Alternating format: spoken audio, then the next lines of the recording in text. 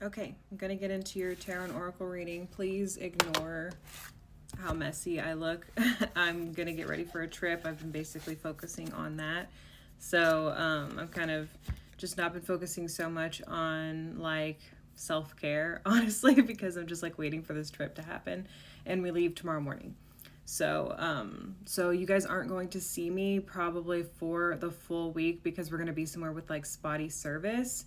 And we're also going to be staying with people where I just don't think that they're going to be very chill with me, like doing my tarot stuff there. Like, I kind of feel like I'm going to be like constantly with people, if that makes sense. I'm not going to really get time alone to like do something like this. If I did, it'd probably be like a short form video, like just aerial view, like before bed or something, is maybe what I'm going to be able to do. But I won't be able to do like these types of videos. So I guess keep an eye out for a shorter video if it does come through. But for the most part, I probably won't be available. And if my views go down, my views go down. I can't really do much about that. So anyways, let's get into this tarot reading and see what is happening for the collective and what we need to know for a general reading. Okay, the first card to pop out for me is this Six of Cups reversed. What I'm getting with this is nostalgia.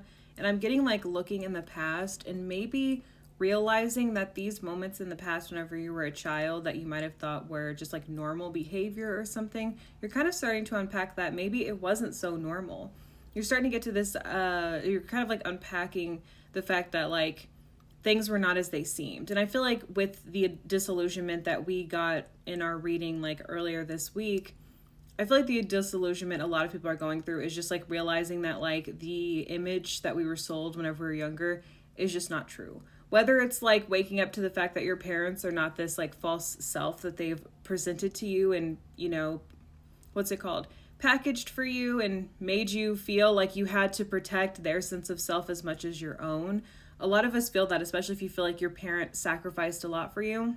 It's like defending that so much to where you can't even admit to yourself that they did anything wrong.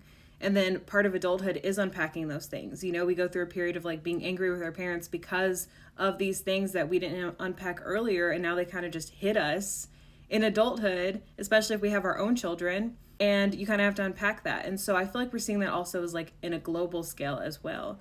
I don't know about you guys, but I've been unpacking a lot of like propaganda that I feel like I was subscribing to when I was younger, just because like literally our schools implement it. Like everything we watch on media, there's, if you live in the same country I live in, there are flags everywhere, constantly. People are always talking about how amazing it is to be here, how great it is to be here, without like looking at like our foreign policy or like our foreign affairs at all. We did not have access the way we do now to open our eyes to what's going on. So I feel like there's a lot of this like reflection for a lot of us of just like realizing that things are not as how we had thought that they were whenever we were children. I have the Magician here too. And so this kind of tells me that we have the tools to make a change is what I'm guessing. So if what you're dealing with is like something from your childhood with like your parents and maybe you're a parent now, you're having to realize that like you do actually have the tools to behave differently than your parents did.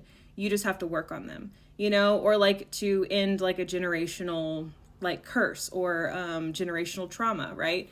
You have the tools to do this. You just have to put in the work and effort and allow yourself to use the tools. You know what I mean? Allow yourself to like make mistakes, you know? Just allow yourself to be the person who solves the problem rather than just like continue to perpetuate it. So you have the tools to do this. You have the ability to change this thing that's happening in your life that is making you reflect a little bit more on your childhood. I also have Two of Cups reversed here as well. And I think for a lot of us, we're realizing that some relationships in our lives are just not like appropriate. They're not worth it for us. I think a lot of us do repeat patterns that we experience with our parents, with a partner, or with friends, like very close friends.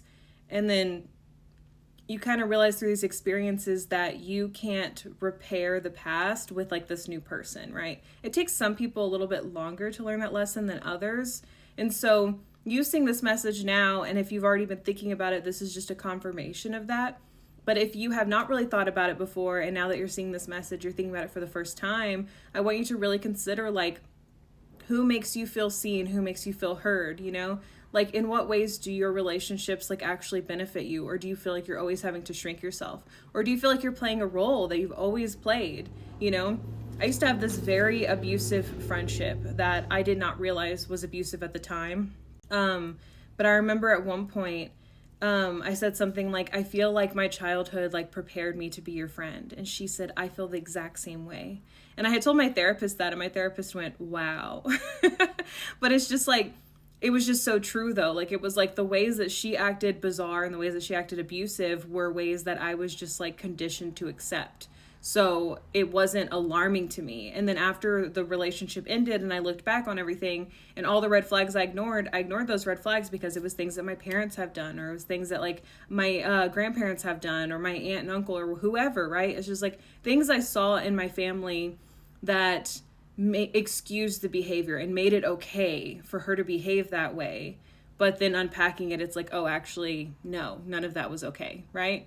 And so I think a lot of us are going through these like big awakening moments. I think also whenever we're talking about like politics as well, people are also approaching that too. Like, I feel like there was so much tolerance towards a specific type of people. And now we're at this point where that tolerance is no longer helpful, right? I'm just trying not to say things so I don't get on anybody's bad like scroll or whatever. But you get what I'm saying, right? Like, there are just like certain people that like it was just like tolerated or ignored. And I know I definitely did that. I thought that people who believe those things were rare and the minority. And they are the minority in a way, but the issue is that a lot of other people did not feel motivated enough to, by any of the candidates, to show up.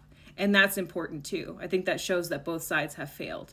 But one particular side, right, is like there was just so much tolerance. And then whenever you look back on American history, it's like, how much tolerance have we lent to these people? How often do these people exploit humans, hurt other people, cause damage at like a global scale, and they don't ever suffer the consequences for it, right? And so it's a little bit more of that like unlocking of like what we believe to be true growing up is just like not actually the truth. And these people that we had like kind of tolerated for a long time, we don't want to anymore. And so we do have the tools to do something different. We just have to, we have to figure it out.